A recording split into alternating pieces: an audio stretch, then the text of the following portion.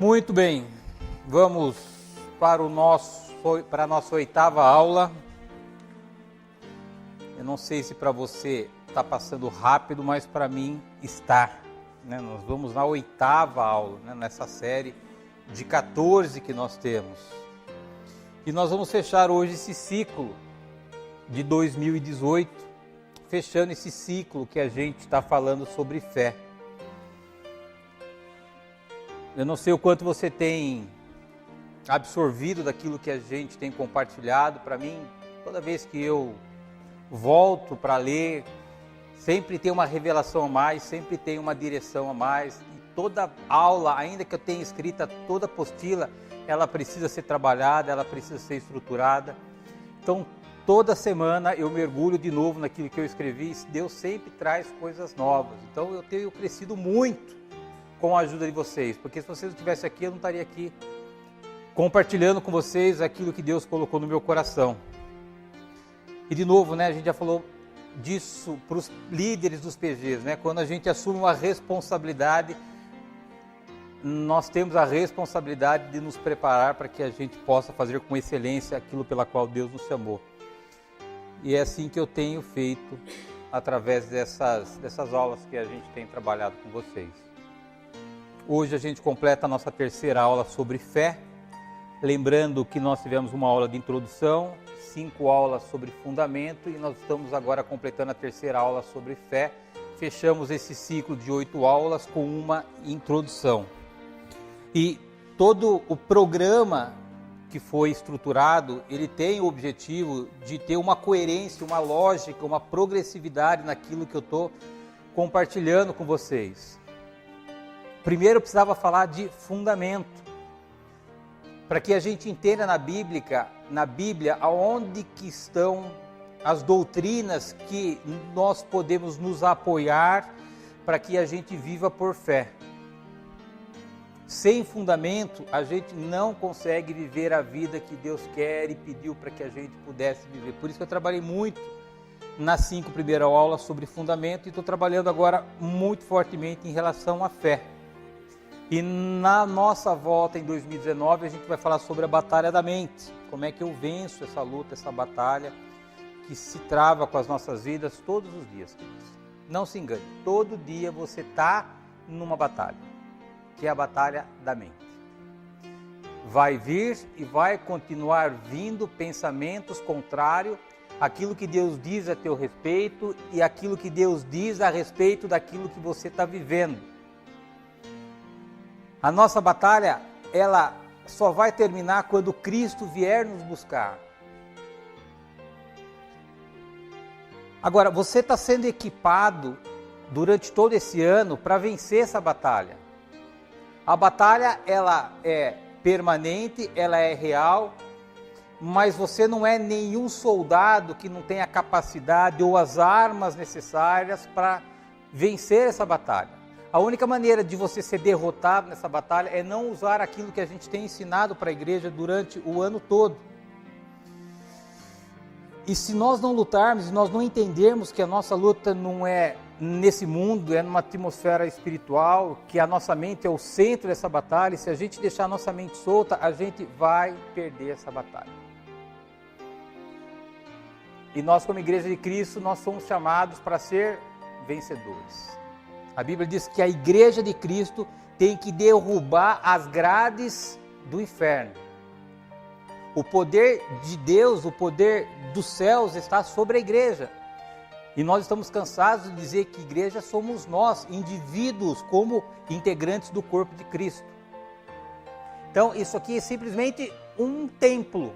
Aqui já foi um bar, aqui já foi uma loja e hoje, circunstancialmente, é uma igreja.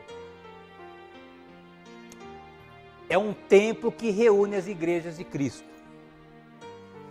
Na aula passada eu falei algo que é fundamental para a tua caminhada espiritual. A diferença entre desejos e metas. Vocês lembram disso?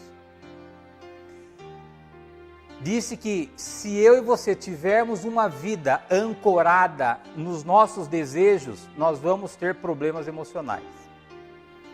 Por quê? Porque desejo depende de pessoas e depende de circunstâncias. E nós não conseguimos controlar nem pessoas e nem circunstâncias. Então, se a minha felicidade, se o meu projeto de vida, ele tiver ancorado, alicerçado em pessoas ou circunstâncias, eu vou ter problema com as minhas emoções. Eu vou ficar ansioso, preocupado, irado, vou ficar deprimido, porque nós não controlamos os nossos desejos, ou seja, eu não controlo a minha esposa, eu não controlo a minha filha, então eu não posso depositar a minha felicidade na minha esposa, eu não posso depositar a minha felicidade na minha filha, porque inevitavelmente elas não vão fazer aquilo que eu quero e aquilo que eu acho correto. E se eu depositar a minha felicidade na minha esposa, eu vou ter problema. Logo eu tendo problema, ela vai ter problema, porque é um choque no nosso relacionamento. Então eu tenho que ter uma vida que esteja ancorado nas metas. O que é meta? É tudo aquilo que depende de mim e de Deus. Então eu não posso apoiar a minha felicidade no meu desejo de que minha esposa faça a minha vontade. Mas como meta, eu tenho que ser o melhor marido que eu possa ser para minha esposa. Depende de mim, não depende dela. E quando eu trato a minha esposa dessa maneira, a tendência é que ela responda da mesma maneira. E aí a gente consegue sim estabelecer a felicidade com base nas metas individuais que cada um de nós temos. Disse para vocês que quando nós alinhamos a nossa meta com a meta de Deus, ninguém pode impedir de você alcançar. Porque ninguém pode se opor àquilo que Deus estabeleceu. Quando nós estabelecemos os nossos desejos com os desejos de Deus, é da mesma maneira. Deus diz assim, olha, um exemplo de Deus, que é um desejo de Deus, não é uma meta de Deus. Ele diz lá em Tiago assim, filhinhos, não pequeis. Isso é uma meta ou um desejo de Deus? Por quê? Ele sabe que a gente vai frustrar. E ele continua assim, mas se você pecar, há um advogado ao lado do Pai para julgar a tua causa. Então esse é um exemplo de um desejo de Deus. Deus não pode estabelecer uma meta de que nós não vamos pecar, porque Ele sabe que nós vamos pecar. Então a felicidade de Deus não está em nós termos uma vida perfeita. A meta de Deus é trabalhar no nosso coração para que nós sejamos transformados na pessoa que Ele estabeleceu para que a gente fosse. Então, toda meta para a tua vida é para mudar o teu caráter, para mudar a tua mente, mudar o teu coração. Não é para mudar o outro, não é para mudar as circunstâncias. O tratamento de Deus e a meta que Deus tem é individual para cada um de nós. E é por isso que Ele trabalha de uma maneira individualizada. Ele não vai tratar o casamento no casal, Ele vai tratar o casamento em cada um dos cônjuges, porque nós somos individuais para Deus. Então, qual é a tua meta e a minha meta? Nos esforçarmos para nos transformarmos na pessoa pela qual Deus estabeleceu que nós fôssemos. Esse é o nosso trabalho. Na medida que eu entendo isso, que eu foco nas minhas metas de transformação do meu caráter, automaticamente eu vou conquistando os meus desejos. Por que existem tantas pessoas tristes, ansiosas e perturbadas no mundo? Porque elas depositam a sua alegria nos seus desejos e elas não têm controle, aí desestabilizam. Quando eu entendo que o trabalhar de Deus é para a minha vida e eu vou esforçar para eu mudar, muitas coisas que são desejos hoje podem se transformar em realidade. Disse que nunca você deve transformar um desejo teu numa meta, porque você vai se frustrar. E o tema de hoje é as instruções de Deus para andarmos por fé.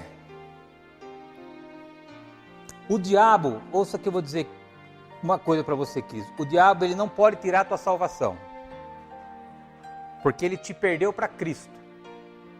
Ele tinha você como posse, um dia você escolheu Cristo, ele te perdeu para Cristo, então ele não toca mais na tua vida. A tua salvação não tem volta, porque a tua salvação, ela está ancorada numa relação de pai e filho. A Bíblia diz que foi trocado a tua natureza, você tem uma natureza divina, então ninguém tira mais essa natureza de você. Então qual é o esforço, qual é a estratégia de Satanás em relação à minha vida e à tua vida? É confundir a minha mente e a tua mente e distorcer a nossa fé. Se ele confundir a minha mente e distorcer a minha fé, eu vou ter problema no meu caminhar diário. Ainda que eu esteja no céu, eu tenho uma vida na terra de derrota. Filho de Deus, amado e aceito por Deus, eu olho para a minha vida, eu não vejo prosperidade, eu não vejo evolução, eu vejo uma vida paralisada. O que é isso? É uma mente distorcida e uma fé e um sistema de fé distorcido. Na semana passada vocês fizeram um teste aqui, lembram? Nós nos apoiamos em 8 pontos do nosso sistema de fé. Nós falamos de sucesso, nós falamos sobre importância, nós falamos sobre o que é ser realizado, nós falamos sobre satisfação, sobre felicidade, sobre diversão, sobre segurança e sobre paz. Aí eu pedi para vocês assim, de 0 a 5, fala para mim o quanto de felicidade há na tua vida. Aí você colocou, sei lá, 2. Aí eu coloquei para você uma perguntinha. O que você deveria fazer para ser mais feliz? Aí você escreveu lá o que você acharia que tinha que fazer para ser mais feliz. E essas respostas são suas crenças. Consciente ou inconscientemente, tudo aquilo que você faz é para aumentar a tua felicidade com base nesse sistema de crença que você escreveu lá, naquele trabalhinho que nós fizemos na semana passada. Vocês pensaram nisso? Vocês tiveram a oportunidade essa semana de pensar naquele questionário que vocês responderam? Porque hoje, queridos, eu vou trazer o conceito de cada ponto daquele questionário que nós respondemos.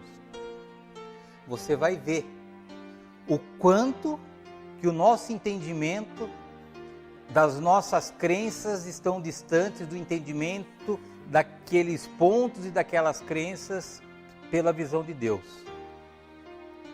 Você vai ver pela palavra de Deus o que é ter sucesso, o que é ser feliz, o que é ser realizado, o que é ter paz, o que é ter segurança. Porque nós temos um conceito e muitas vezes esse conceito não está conectado com o conceito de Deus. Logo, o que eu tenho? Um problema no meu sistema de fé. Se eu tenho um problema no meu sistema de fé, eu vou andar o quê? Com uma vida com problema. Eu tenho dito que não adianta eu querer mudar o meu comportamento, eu tenho que arrumar o meu sistema de fé. E hoje nós vamos voltar naqueles 8 pontos e a gente vai entender pela visão de Deus o que é aqueles fundamentos que nós temos que compõem o nosso sistema de fé. Nós vamos mergulhar no conceito de Deus para cada área. Se você estiver crendo num conceito que não é o conceito de Deus, está com problema no seu sistema de fé. Não adianta ficar na igreja, não adianta orar, não adianta pedir oração. Se o seu sistema de fé ele não está correto, a tua vida e teu caminhar diário vai ter problema. Por exemplo, o que é ser feliz para vocês? A gente vai entender hoje o que Deus diz sobre cada ponto desse. E se você ancorar o teu sistema de fé naquilo que Deus diz nesses 8 pontos, vocês vão ver a transformação extraordinária que vocês vão ter no teu sistema de fé e logo no comportamento de vocês. Lembre que a plenitude da vida está condicionada à verdade de Deus para cada valor que sustenta nosso sistema de fé. Se você tiver conceitos diferentes de fé que Deus estabeleceu na sua palavra, logo nós vamos ter problema no nosso caminhar diário. Então, o primeiro conceito que nós trabalhamos na aula passada foi sucesso. Todo mundo corre atrás de sucesso. O mundo corre atrás de sucesso. Agora, o que é sucesso para Deus? Antes de nós falarmos o que é sucesso, para que eu tenha sucesso, eu tenho que ter as metas corretas. Se as minhas metas se os meus objetivos não forem o objetivo correto, ainda que eu alcance, eu posso ter uma alegria momentânea, mas logo eu vou ter que começar a criar outros objetivos para sustentar a permanência dessa alegria, e a gente não consegue estar correndo atrás de objetivos o tempo todo.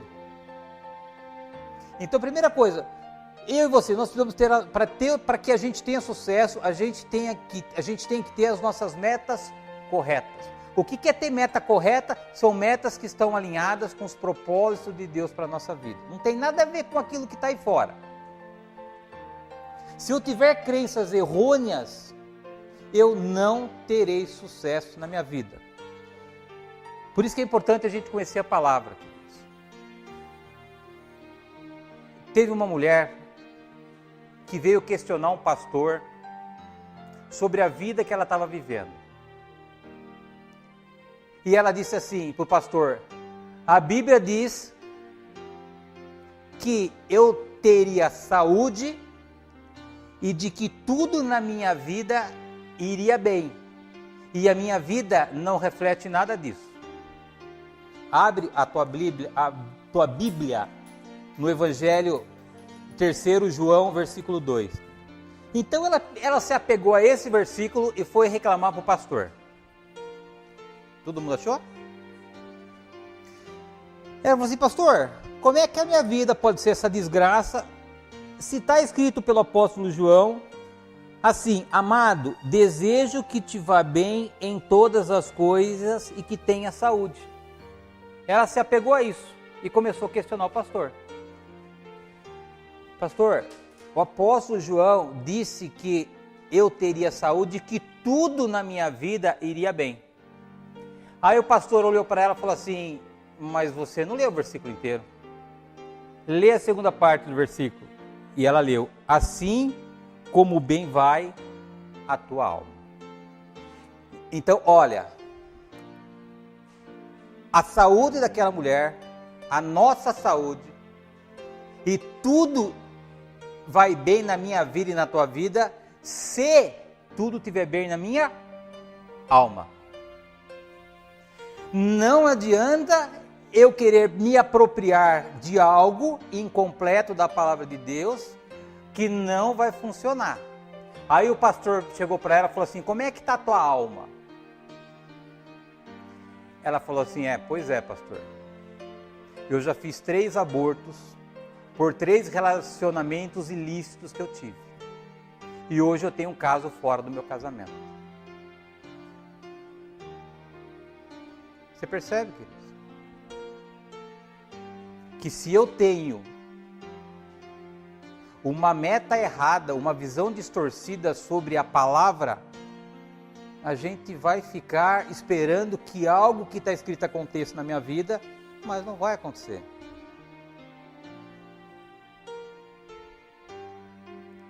A mulher, ela se agarrava numa promessa mal interpretada. Como consequência, a vida dela estava fora do controle. Por que ela não desfrutava do sucesso? Porque ela tinha crenças erradas quanto às metas da vida dela.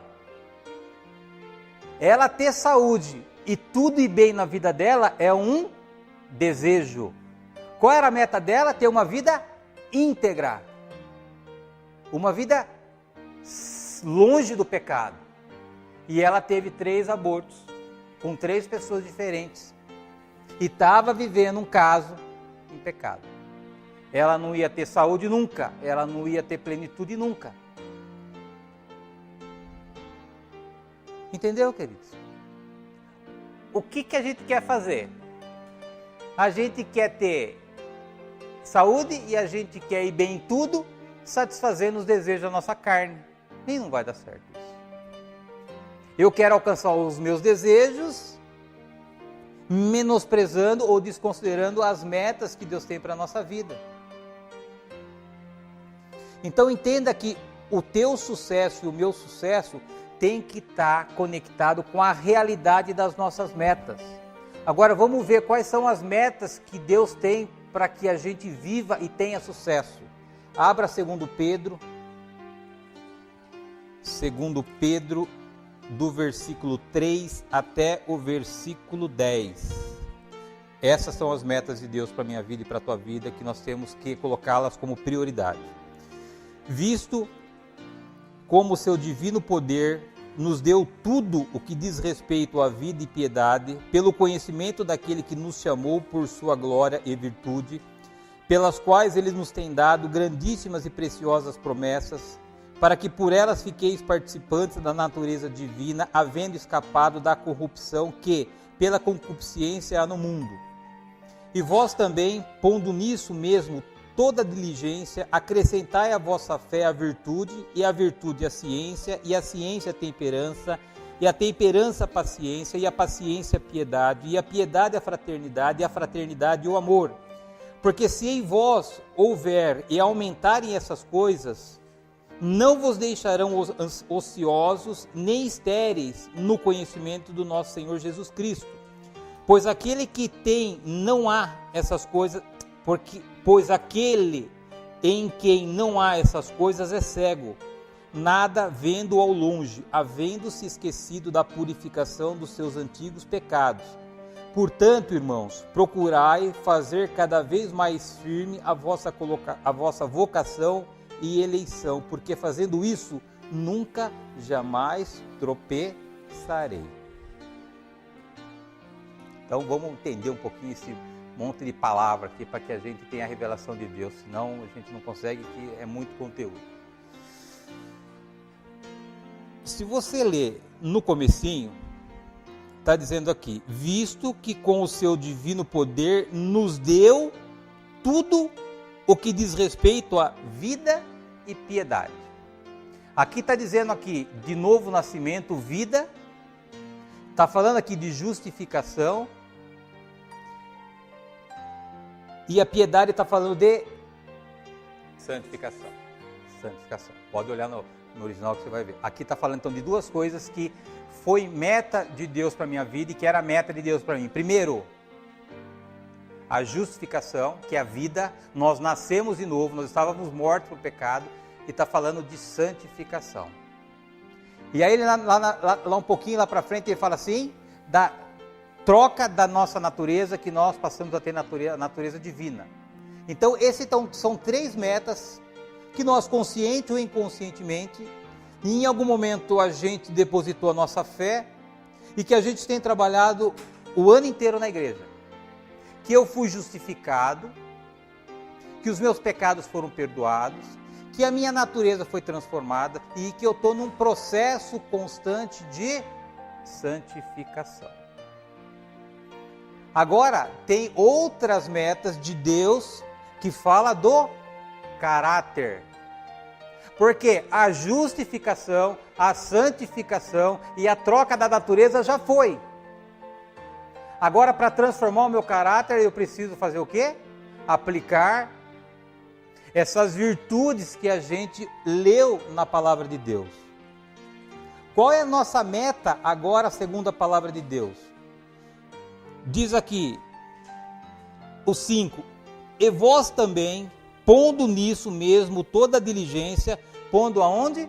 Na justificação, na santificação e na troca da natureza. Acrescentai a isso a vossa fé, a virtude, e a virtude a ciência, e a ciência a temperança, e a temperança a paciência, a paciência a piedade, e a piedade a fraternidade, e a fraternidade o amor. Isso tudo é o quê? Caráter. Então o que Pedro está dizendo para nós? A tua meta depois da tua conversão não deve ser mais a justificação. O processo de santificação ele vai acontecer quando você acrescentar a esses elementos a excelência moral, o conhecimento da palavra, domínio próprio, paciência, bondade fraternal e o amor cristão.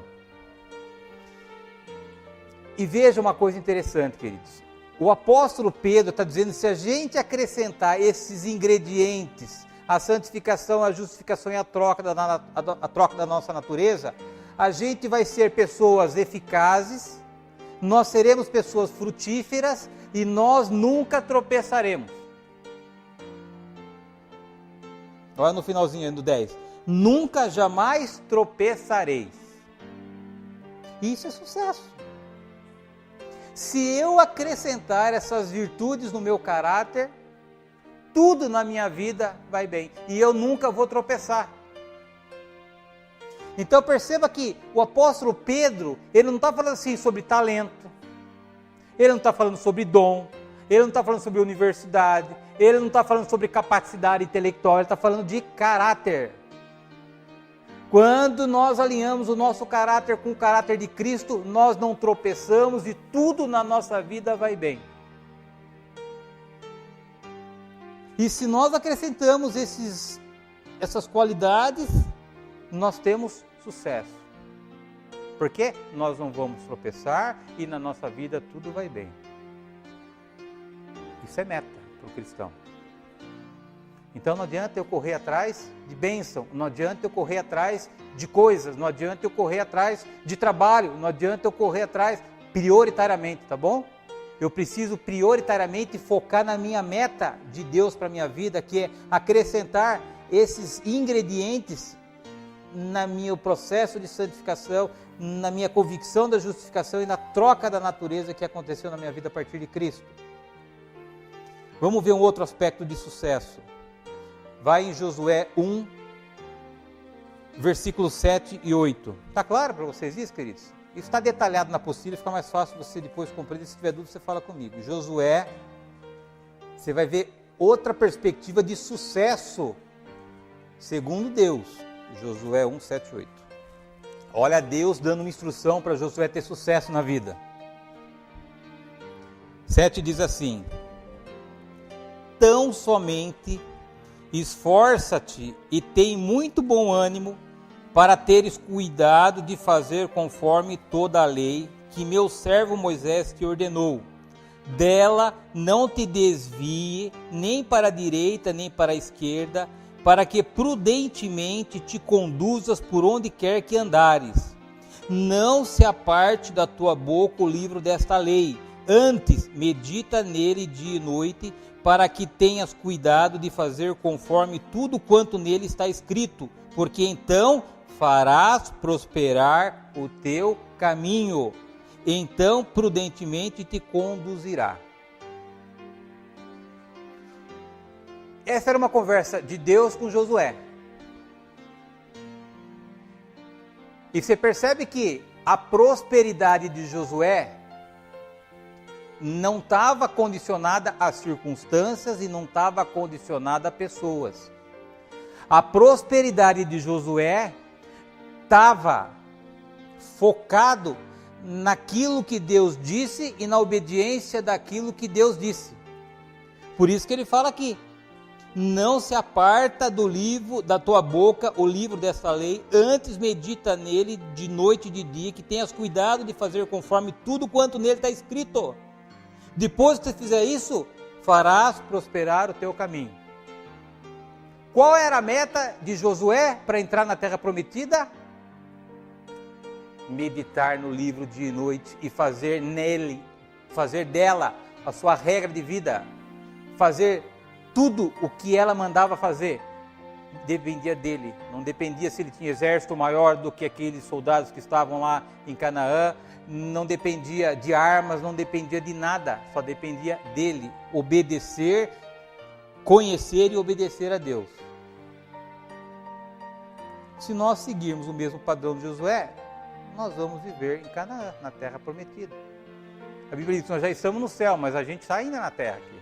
A minha vida na terra tem que refletir a vida de alguém que está no céu, porque senão a gente está vivendo um personagem diferente. Se tudo isso já aconteceu na minha vida, eu olho para a minha vida e a minha vida ainda não retrata aquilo que a palavra diz, porque eu tenho problema no meu sistema de fé, eu tenho corrido atrás dos meus desejos. Os meus desejos eu dependo de pessoas e dependo de circunstâncias, eu não controlo nem pessoas nem circunstâncias. E nós sabemos a partir de hoje de que a meta de Deus para a minha vida é transformar o nosso caráter. Então não é trabalhar com o que está fora de nós, mas é trabalhar com aquilo que está dentro de nós. Então você sabe hoje que para você ter sucesso, você tem que ter as suas metas absolutamente corretas. Porque se você não tiver as suas metas corretas, seus objetivos corretos, você não vai ter sucesso. E as suas metas não estão fora de você, as suas metas estão dentro de você. E se você alcançar suas metas que estão dentro de você, o sucesso fora, ele é natural. Você percebe, queridos, como a gente vive distante daquilo que a palavra de Deus diz para nós? E por isso a gente não entende por que as coisas não dão certo na vida, por que a gente está na igreja, por que a gente ora, por que a gente fala com o pastor, por que a gente jejua, por que a gente louva, por que a gente chora, mas a vida ela não muda. Porque a gente está distante daquilo que Deus tem para nós. Glória a Deus que a gente tem uma igreja para nos ensinar tudo isso. Eu fiz 4 anos de teologia, não aprendi isso. Aprendi um monte de padrão religioso, um monte de doutrina, muito mais querendo mudar meu comportamento do que trazer conhecimento de quem eu era e de quem Deus é. Ia dar certo? Não. Agora, por que a gente consegue compartilhar com a igreja isso? Porque acorda às 5 horas da manhã e se mergulha 1 ano para estudar, para alimentar a igreja. O problema do TR, queridos, que é uma igreja que não nasceu de igreja nenhuma. É um chamado específico de Deus para nós. E não tem assim, Luciano está com um problema, eu vou lá falar com o pastor. Não tem, o meu pastor é Jesus. Ou é a minha esposa quando eu choro no braço dela. Diferente das assembleias, diferente das batistas, que uma nasce dentro da outra. Se o cara está com problema, qual é o modelo que você está fazendo aí? Eu vou copiar aqui, me socorre aqui financeiramente, ministerialmente, emocionalmente. Aqui não tem isso, querido. Aqui é tudo novo. E eu quero que a nossa igreja seja uma igreja de pessoas maduras. Para que as pessoas lá fora vejam que Deus está vivo e Ele transforma pessoas, e transforma famílias, transforma negócios. Mas para que a gente faça isso lá fora, que a gente tem que ser diferente aqui dentro. Conhecer e aplicar a palavra na nossa vida. E quando nós fazemos isso, a nossa vida nunca mais será a mesma, queridos. E o que Deus tem para nós já está definido. Tudo que Deus tem é meu e teu. Porque nós somos co-herdeiros de Cristo. Então não adianta eu ficar pedindo as coisas para Deus, que Ele já é nossa. Mas eu só tomo posse quando eu mudo o meu caráter, quando eu alinho as minhas metas com as metas de Deus. Essa é a chave do tesouro de Deus para mim e para você. Quando a gente pega essa chave, a gente crê nessa chave, você vai ver como você abre o baú de tesouro de Deus para a tua vida em todas as áreas. Agora vamos trabalhar um outro conceito. O conceito de Deus do que é ser importante na vida. Era uma outra pergunta que eu tinha feito para você também. Coloca uma coisa no teu coração. Aquilo que se esquece com o tempo tem pouca importância. Aquilo que se recorda para a eternidade é de grande importância. Então, você quer ser importante na vida? Tudo que você fizer tem que ecoar na eternidade. Não pode ser temporal, não pode ser efêmero, não pode ser algo que daqui 5, 10, 15, 20 anos você vai esquecer. É isso que Deus diz. Vamos estudar? 1 Coríntios 3,14. Então você aprendeu o que é ter sucesso, agora o que é ser importante nessa vida. Aí você vai ver como choca com os padrões de entendimento de conceito que a gente tem. Se a obra que alguém edificou nessa parte permanecer, esse receberá galardão. Se a obra que alguém edificou nessa parte permanecer, esse receberá galardão. Vai em 1 Timóteo 4, 7 e 8. Mas rejeita as fábulas profanas e de velhas exercita-te a ti mesmo em piedade, porque o exercício corporal para pouco aproveita, mas a piedade para tudo é proveitosa, tendo a promessa da vida presente e a que há de vir. Vou ler uma historinha que está na apostila de vocês, só para contextualizar o que eu estou tentando dizer para vocês, queridos. Porque às vezes a gente quer ser importante na vida, fazendo coisas, e isso não nos traz importância. Diz assim, havia um pastor de uma pequena igreja que aos 30 anos descobriu que estava com câncer. os médicos lhe davam menos de 2 anos de vida. Um dia ele foi se aconselhar com outro pastor mais experiente e disse: faz 10 anos que um profeta fez uma profecia a meu respeito. Ele começou: disse que eu realizaria algo importante para Deus. Ganhei 100 vidas para Cristo, mas ainda não realizei nada assim tão importante para Ele. Você acredita que Deus vai me curar para que eu realize essa grande obra? O pastor mais experiente ficou boquiaberto e disse: você ganhou 100 almas para Cristo e acha que ainda não fez nada de importante para Deus? Conheço pastores de renome em igrejas grandes que não podem dizer o mesmo. Também conheço alguns teólogos importantes que provavelmente nunca guiaram ninguém para Cristo. Se umas 100 pessoas são cristãs hoje por causa do seu trabalho e estão agora influenciando não se sabe quantas outras mais pessoas para Cristo, eu diria que isto é uma obra extraordinária para o Senhor. Entende o conceito errado que o pastor tinha sobre fazer algo importante para Deus? Queridos, a gente ser importante para Deus, querido, ou a gente ser importante na vida, aquilo que nós fazemos tem que ecoar na eternidade. Tudo que você fizer nessa vida, que vai trazer uma importância, um significado, uma razão para você, pense que um dia você vai ter que estar na frente de Cristo. E é aquilo que Ele disser sobre as tuas obras que te fizeram importantes. Esse pastor não tinha discernimento, ele levou 100 pessoas para Cristo, e essas 100 pessoas estavam influenciando outras tantas pessoas. E ele ainda estava esperando em fazer algo maior, de maior importância para Deus. E aí traz a visão de Deus sobre aquilo que nos traz importância, a obra que nós fazemos para o reino dele, a maneira com que nós influenciamos as pessoas que não conhecem a ele. O conceito de realização para Deus. Eu pergunto assim: você se sente uma pessoa realizada? De 1 a 5. 4. O que você precisa mais para se sentir mais realizado ainda? Aí cada um escreveu a sua historinha. Vamos ver o que Deus fala sobre o que é ser uma pessoa realizada na vida.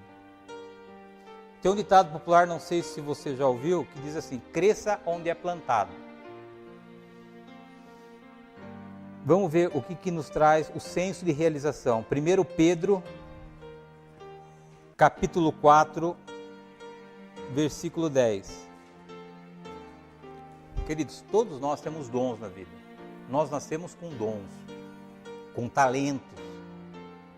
A questão é assim: o que eu tenho feito com os dons e com os talentos que eu recebi de Deus? Qual é a serventia que está tendo os meus dons e meus talentos para o reino de Deus? Como é que os meus dons e os meus talentos estão influenciando vida? Como é que meus dons e meus talentos estão influenciando transformação de histórias? É isso que vai nos trazer o senso de realização. Querido, lembra sempre, querido, mais do que aquilo que você está ouvindo, é aquilo que o Espírito Santo está processando no teu espírito aí dentro. Vai chegar no final dessa aula, você muito provavelmente vai falar assim para mim: meio que encaixou isso, Luciano, mas eu ainda continuo acreditando que para eu ser feliz eu tenho que ter dinheiro. Eu pergunto para você: o que vai fazer com que você caminhe a tua vida diária? É a verdade, aquilo que você acredita, mas é aquilo que você crê. É o que você crê. E aí é uma escolha, uma decisão que a gente tem que tomar.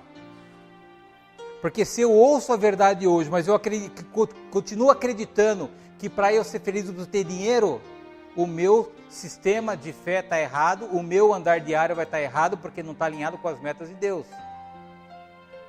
Então, mais importante do que aquilo que eu sei que é verdade, é aquilo que eu creio, porque o que move a minha vida é aquilo que eu acredito.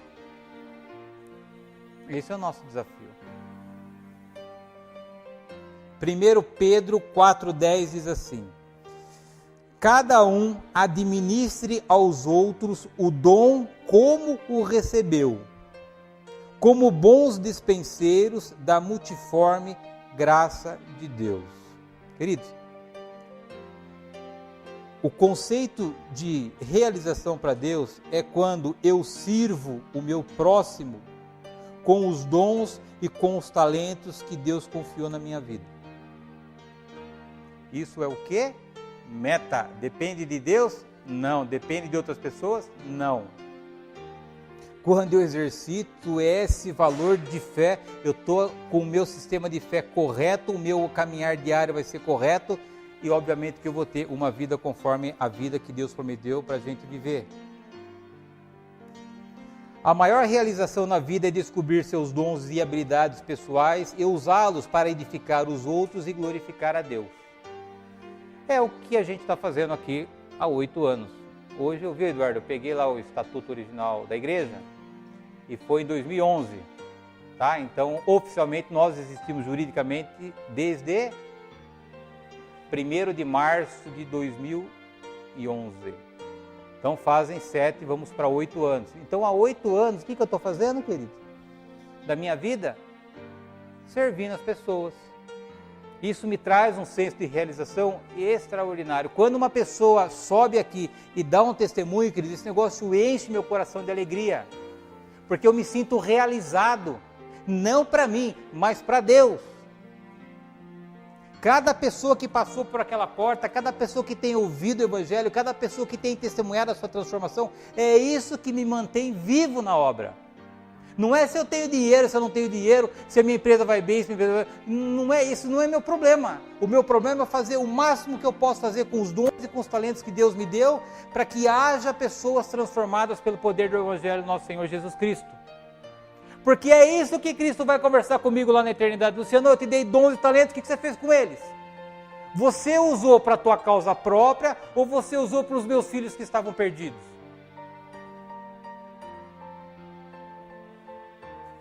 Queridos, é isso que é a nossa meta.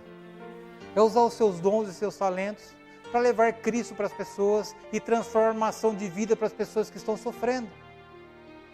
Quando você pegar esse teu ponto do sistema de fé como meta, abraçar isso e fazer isso diariamente, você vai ver como muitas das suas coisas que você está vivendo deixam de te acompanhar. Deus tem um chamado, querido, específico para cada um de nós. A chave para a nossa realização é descobrir e desempenhar seu papel exatamente onde Deus te colocou. Veja, por exemplo, você é o único que pode desempenhar seu papel de marido, de esposa, de pai, de mãe. Ninguém pode fazer esse papel que você foi chamado para exercer dentro da tua família.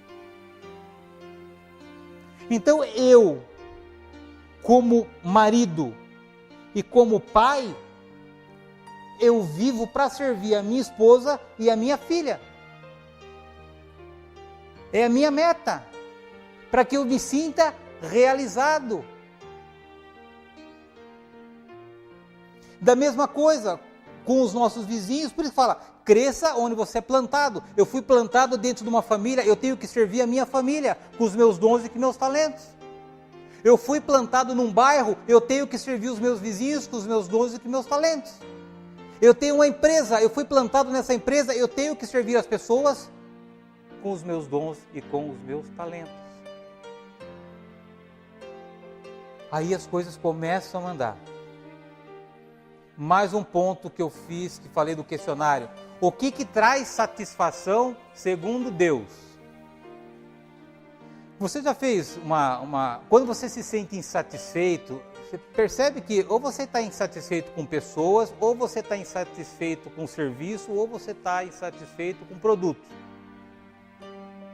Os relacionamentos, eles basicamente são distorcidos em função da nossa insatisfação com as pessoas. Ou com produtos, ou com serviços. A satisfação vem do viver uma vida correta, esforçando-se para melhorar a qualidade das relações, produtos e serviços que você estiver envolvido. Vamos lá, 2 Timóteo, capítulo 4, versículo 7. Então o que eu quero dizer para você, querido? Faça tudo com excelência. Tenha relacionamento com as pessoas com excelência. Se você é empresário hoje, faça tudo com excelência. Da melhor maneira com que você pode fazer, com a maior lisura que você pode fazer. Dê o máximo que você pode fazer e fazer a coisa com verdade. Segundo Timóteo, me perdi aqui, 4:7. Aqui é o final da vida de Paulo. Estava indo para a cova. Ele diz assim: combati o bom combate, acabei a carreira, guardei a fé. Aqui eram os últimos suspiros do apóstolo Paulo. Ele chegou no fim da vida assim, cumpri a minha carreira. Combati o bom combate e guardei a minha fé. O cara estava satisfeito. Satisfação na vida, olhava para trás, aquilo que ele deixou. Se nós estamos aqui hoje, é graças também ao apóstolo Paulo. E ele estava absolutamente satisfeito com a vida dele. Ele olhava para trás e ele via os frutos. Influenciava no relacionamento das pessoas. Um outro aspecto importante, o conceito de Deus sobre felicidade. Qual é o conceito de felicidade para o mundo, queridos? É o ter aquilo que eu desejo. Isso é o padrão mundano, certo? Nós buscamos a nossa felicidade em ter aquilo que nós desejamos. Então eu quero um carro novo. Eu preciso ter esse carro novo para que eu me sinta feliz. Esse é o conceito de mundo. Eu preciso trocar o meu celular. Enquanto eu não comprar aquele celular, eu não tenho a minha felicidade. Enquanto eu não fizer aquela viagem, eu não me sinto feliz. Esse é o conceito, o padrão de mundo. O conceito de Deus sobre felicidade é exatamente como diz um provérbio que eu escrevi no Facebook. Feliz é o homem que deseja tudo que tem. Queridos, enquanto eu concentrar a minha felicidade naquilo que eu não tenho, desculpa, mas eu vou ter problema emocional, porque aquilo que eu não tenho, muito provavelmente depende de circunstâncias e depende de pessoas. O que vai te trazer feliz é você fazer o inventário da tua vida, reconhecer tudo que você tem, focar a tua felicidade, a tua visão nesses valores, você vai ver como você se torna uma pessoa feliz, porque depende de você e depende de Deus. Agora, aonde, queridos, nós depositamos a nossa felicidade? Naquilo que nós não temos, nos nossos desejos. 1 Timóteo 6, de 6 a 8. Mas é grande o ganho, a piedade com contentamento, porque nada trouxemos para este mundo, e manifesto é que nada podemos levar dele. Tendo, porém, sustento, e como nos cobrirmos, estejamos com isso contentes. Olha o que ele diz, querido. Você veio sem nada, você vai embora sem nada, então se você tiver sustento e com o que cobrir, fique alegre. E aí eu pergunto para você, querido, você tem sustento? Você tem com o que se cobrir? A Bíblia está dizendo assim que isso tem que nos deixar contentes, isso tem que trazer alegria para o nosso coração. E eu falo por mim, eu tenho muito mais do que isso. E se, apesar de tudo isso a mais que eu tenho, não me trazer felicidade, eu estou com problema no meu sistema de fé.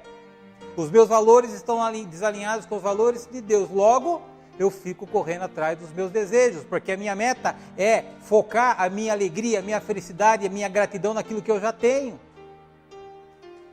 E sustento, queridos, é igual o maná lá, é pão e água. Tenho pão e água, é meu sustento, estou vivo disso.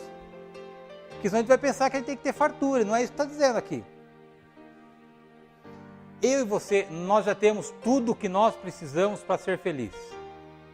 Nós temos a Cristo e nós temos a vida eterna. E mais do que isso, nós temos um Deus que nos ama e que disse que pela tua palavra, de que Ele supriria todas as nossas necessidades.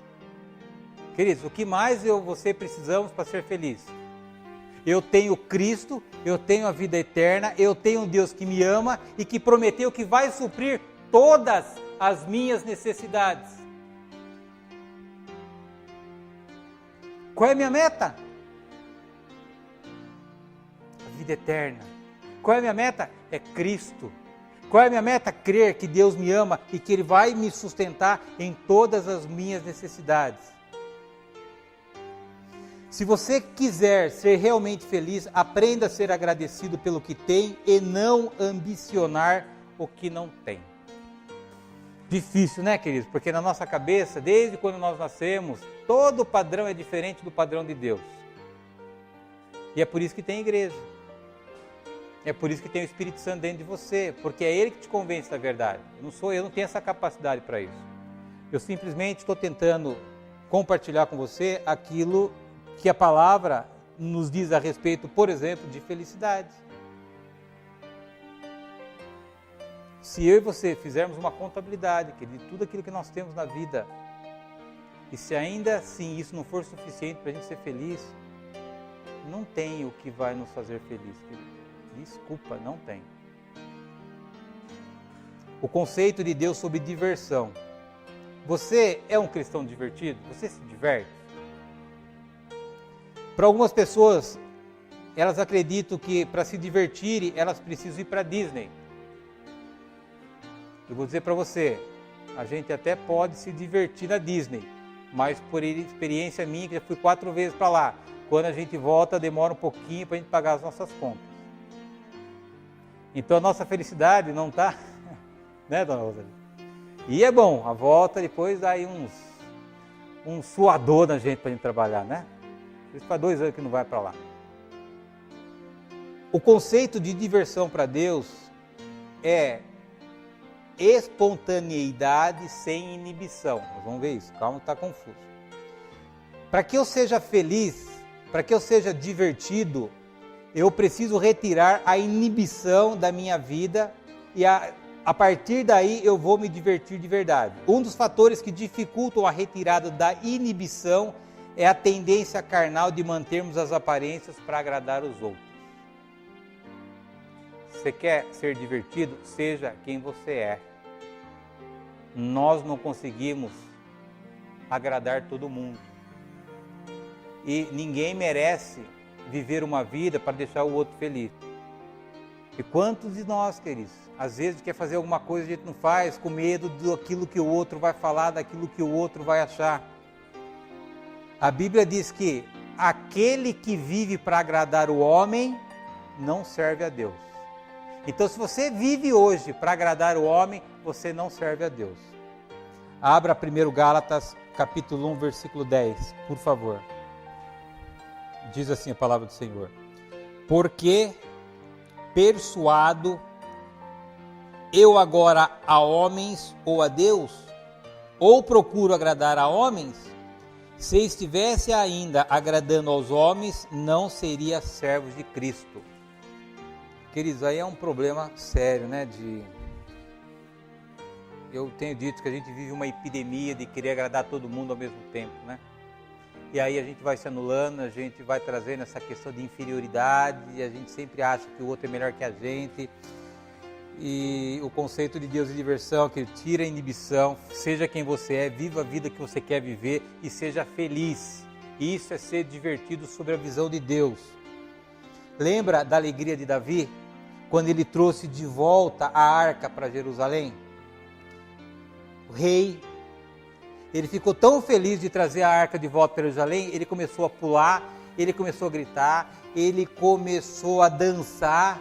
Aí Mical, que era a esposa dele, falou: cara, isso não é comportamento de um rei. O que as pessoas vão falar de você? Qual é o testemunho que você está dando para o povo? Ele falou assim: o meu comportamento não é para agradar pessoas, o meu comportamento é para agradar a Deus. Segundo Samuel 6:21. E a mulher dele falou: Para, Davi, você está passando vergonha, eu estou passando vergonha com você, Davi. E Davi pulava, o Davi cansava, cantava, e ele abraçava as pessoas, porque ele estava trazendo a arca de volta para Jerusalém. Segundo Samuel 6, 21. E mantém aberta aí, tá? Disse, porém, Davi a Mical, que estava repreendendo ele: perante o Senhor, que me escolheu a mim antes do que teu pai e toda a sua casa, mandando-me que fosse chefe sobre o povo do Senhor, sobre Israel, perante o Senhor me tenho alegrado. Então, falou, Mical,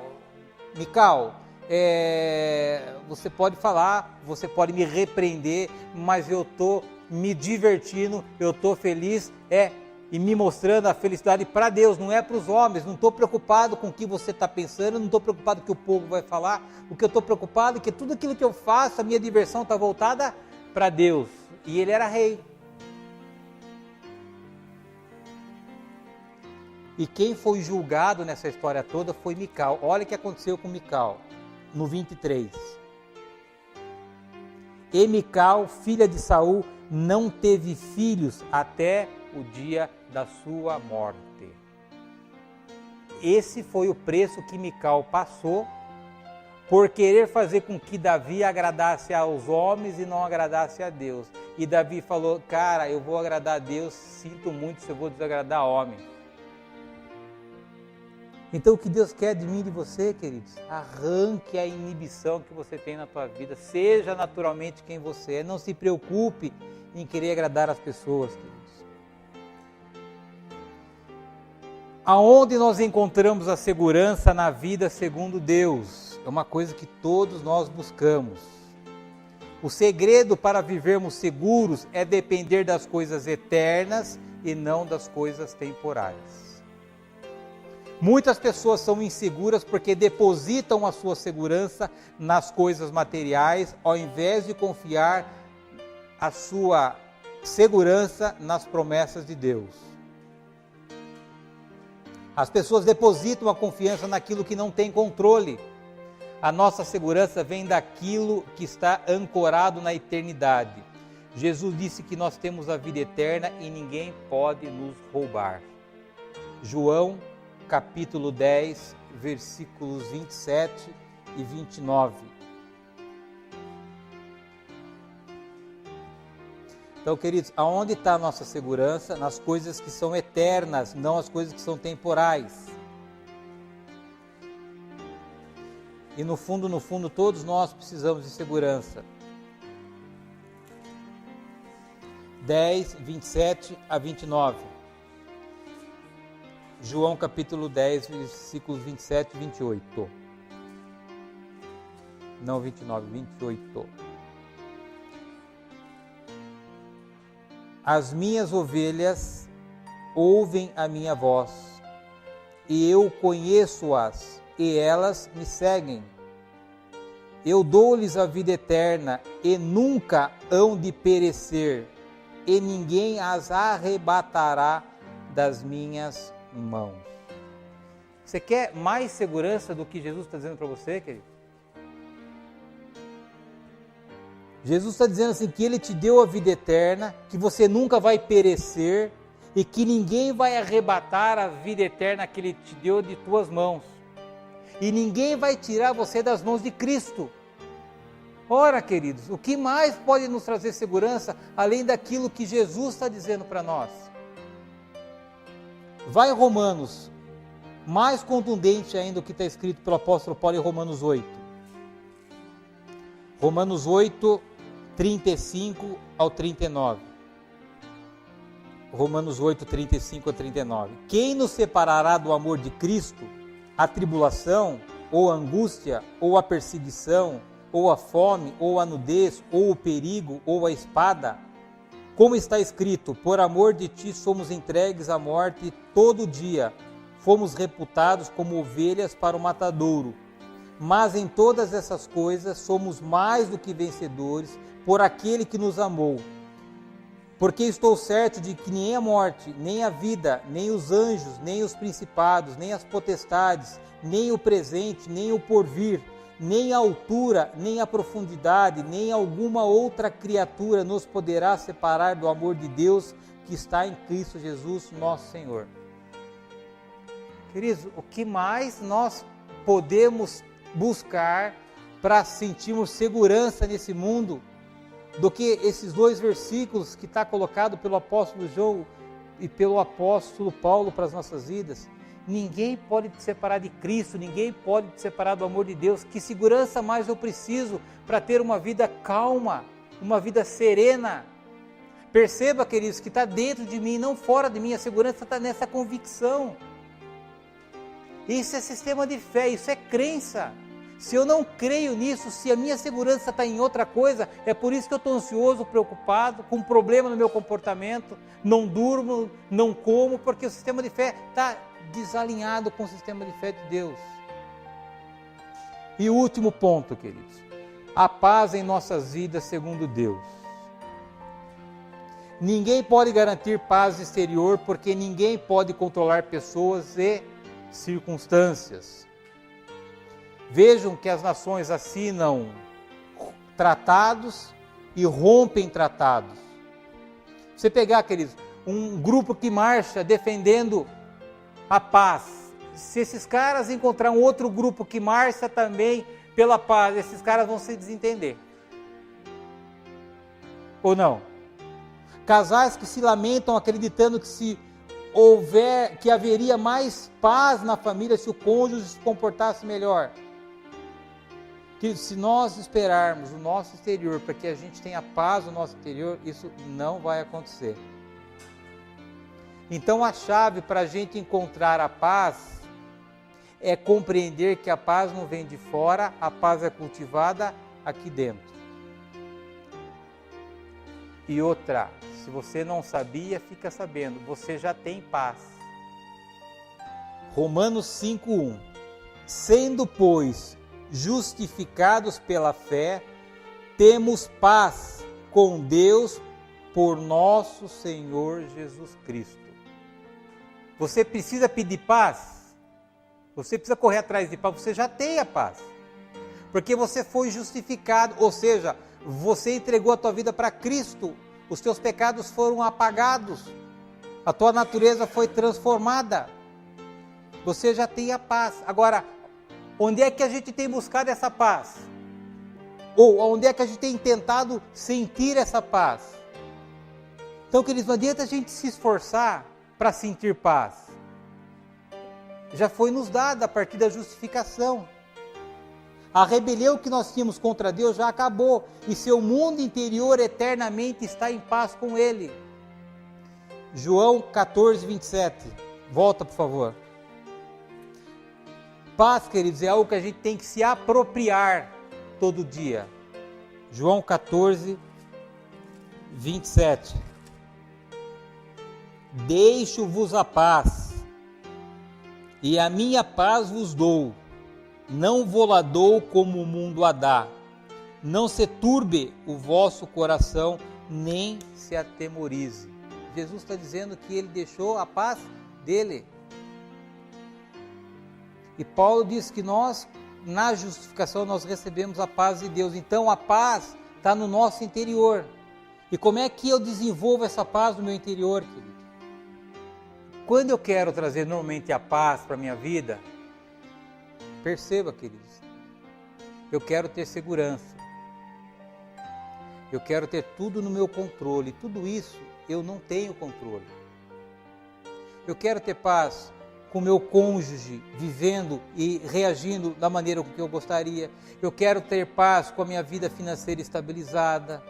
Eu quero ter paz com a obediência dos meus filhos. Não depende de mim, isso não vai trazer paz para nós. Então, como é que eu desenvolvo a minha paz interior, independente daquilo que eu estou vivendo no meu exterior, queridos? Como é que eu controlo a minha paz? Como é que eu me aproprio todos os dias da minha paz interior? Falei o ano inteiro para vocês. Controlando o pensamento, controlando as emoções e controlando as suas vontades. Isso é meta. Depende de quem? De nós. Você pode controlar seus pensamentos. Você não aguenta mais ouvir eu falar disso. Você consegue controlar suas emoções. Você está com uma emoção, pensa no que você está pensando, porque é consequência de um pensamento. E você sabe aquilo que é vontade que vai te fazer bem, aquilo que é vontade que vai te fazer mal. Então, você quer paz, querido? Cuidado com suas emoções, com seus pensamentos, com suas vontades. Esses 3 pontos vai fazer com que você se aproprie todos os dias da tua paz interior, independente do que aquilo que acontece fora de você. O mundo está caindo nas tuas costas, mas você pensa os pensamentos de Cristo, logo você sente os sentimentos de Cristo, logo você se afasta das vontades que você sabe que não são vontades legítimas para a tua vida. Cai o mundo nas minhas costas, mas eu estou em paz.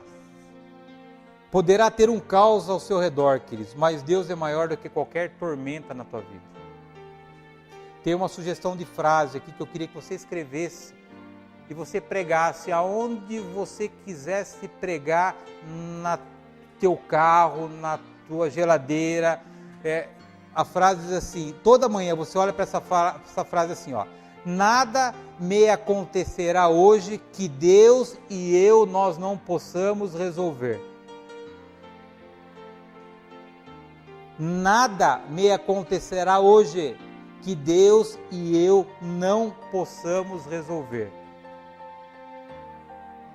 Repete isso, que toda vez que você tiver que enfrentar algo, toda manhã que você tiver mais jururu, toda manhã que você tiver mais triste, nada vai me acontecer hoje que eu e Deus nós não possamos resolver. Você vai ver como você vai se fortalecer com isso, queridos. Para a gente ir para o finalmente. O louvor, a oração e o relacionamento com a palavra de Deus provê paz para a tua vida. Filipenses 4, 6, 7. O que traz paz para você? Oração. Vamos ver. Não estejais inquietos por coisa alguma, antes as vossas petições sejam em tudo conhecidas diante de Deus pela oração e súplica com ação de graças, e a paz de Deus, que excede todo entendimento, guardará os vossos corações e os vossos sentimentos em Cristo Jesus. Então, quando você ora, quando você leva para Deus a tua demanda, a paz de Deus, que excede todo entendimento, vai abrigar o teu coração. Último, Colossenses, um livro para frente, 3, 15 e 16. E a paz de Deus, para a qual também fostes chamados em um corpo, domine em vossos corações e sede agradecidos.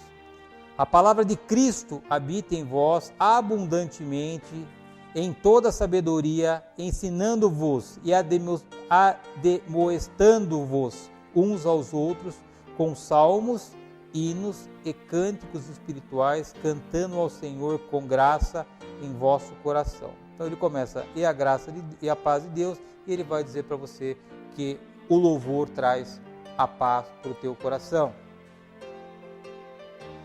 Então nós passamos pelos 8 pontos que sustenta o teu sistema de fé. E eu falei logo no começo para você. Você vai falar assim, Luciano, eu sei que isso é verdade porque está na Bíblia, mas eu ainda continuo acreditando nisso. Como é que você vai viver? Viver de acordo com aquilo que você acredita, ainda que você reconheça o que é verdade. As minhas ações e as suas ações sempre revelam aquilo que você acredita, não aquilo que você tem como verdade. Então esse é o nosso desafio. Para viver com base nos valores de Deus, não basta aceitar a verdade, mas sobretudo é necessário acreditar na verdade. Agora você já conhece a visão de Deus para as 8 áreas do seu sistema de fé.